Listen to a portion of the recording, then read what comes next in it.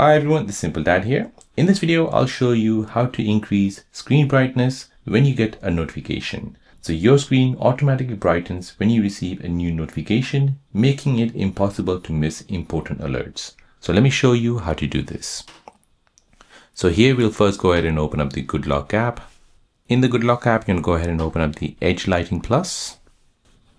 Here you're going to go ahead and turn this feature on, scroll all the way down, and then find this option called Show Bright On when off screen. So on the off screen, the brightness is always bright when receiving notification. Go ahead and turn this feature on.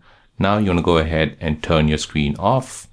Now when you go ahead and receive a notification, as you can see, it has basically brightened the screen up so that you can see the notification much better.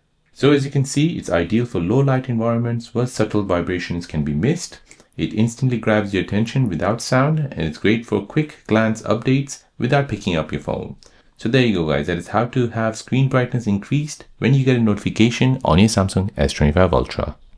If you're new on the channel and you want to find out more about your iPhone, your Android phone, or any other social media apps, then don't forget to subscribe to this channel to become a part of the Simple Dad community.